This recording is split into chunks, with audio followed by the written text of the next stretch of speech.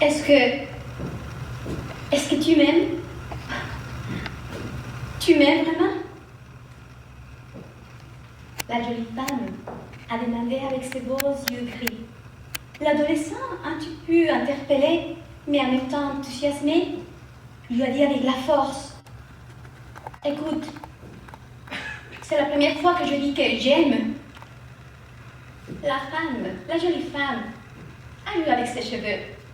Elle a souri et elle a dit: oh, je vois que tu touches tes sentiments les plus profonds. Elle était interpellée pour le moment et lentement, elle a commencé à déboutonner son long chemisier. Et tout de suite, elle a dégrafé ce soutien-gorge et ses seins jolis, firmes, lisses. Et le garçon, il était un petit peu confus de la situation. Ils étaient au parc. Le coucher du soleil était là. Tout le monde regardait. Et la fille était comme un petit peu émue. Ses seins à l'extérieur. Et la personne a dit: oh, écoute, qu'est-ce que tu fais? Et la fille, elle a fait un geste un petit peu bizarre. Une manœuvre un petit peu étrange avec son poignet. Elle a mis un pli sur sa peau. Elle a commencé à chercher dans le thorax. Et elle a pris son cœur. Elle a offert le cœur, son cœur, à son garçon.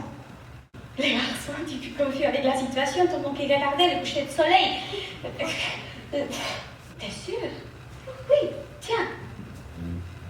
Je t'aime. Prends-le. Le garçon, un petit peu confus encore, et avec certaine timidité, un petit peu rouge aussi, il a fait sortir vite fait de son sac en cuir un mouchoir blanc. Juste pour prendre, bien sûr, cette partie fondamentale. L'a pris. Il l'a gardé vite fait. Pendant ce temps-ci, la fille s'est ralliée. Elle lui a dit: tiens, c'est pour toi. Tu m'aimes, je t'aime, les choses vont bien. Alors, dans ce moment-ci, le garçon, il a pu identifier dans les yeux gris de sa femme comme si c'était vraiment les poils d'un chat mystérieux qui regarde entre les deux rêves. La pénombre aussi assez grise. Et finalement, le garçon, il s'est un petit peu ému parce qu'il avait le cœur dans son sac à cuir. Et finalement, il a senti aussi la mort de sa fille, l'a pris par la taille et ils sont marchés.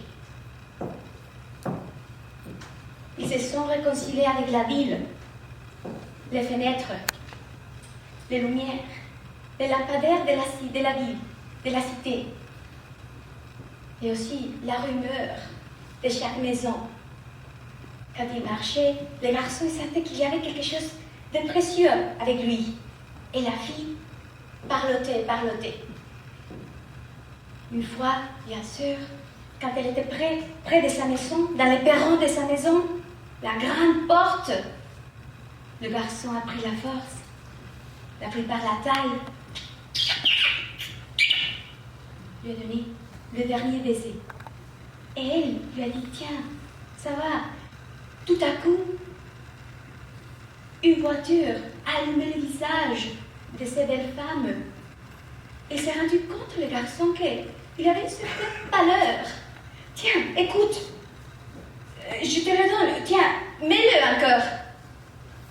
Non, on va se rencontrer dans les sommeils. Une fois que tu vas partir, moi je vais rêver avec tes yeux bruns. Il y a toujours de belles situations qui nous manquent pour vivre. C'est mieux avec toi, mon petit, garde-le. Et la femme, elle a dit: c'est mieux avec toi, garde-le. Le garçon, il est rentré chez lui. Mais quand il est rentré, il s'est rendu compte qu'en marchant, il a trouvé la ville comme s'il était complètement nouvelle. Il savait qu'il portait quelque chose de précieux dans son sac à cuir. Donc, une fois qu'il est arrivé à sa maison, dans la solitude de sa chambre, s'est réconcilié avec la bannière de son équipe de football, même avec la bannière de son équipe de hockey. Il a dit, tiens, c'est pas grave, j'adore les livres, les cahiers, et aussi en même temps, le garçon se sentait tellement content parce qu'il a vu ses chaussures, ses vieilles chaussures, qu'il observait, oui, au pied de barbe de la couette, qui léchait le sol. Donc il a dit, c'est pas grave, aujourd'hui j'ai quelque chose de précieux. Et finalement, il a ouvert le sac à cuir. C'était le corps de sa femme. Donc, pointe par pointe, il a laissé le cœur découvert.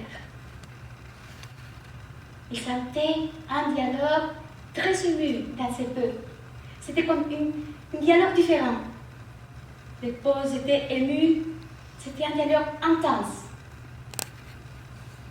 Et il ne savait pas quoi faire. Il commençait à pleurer, à donner des bisous.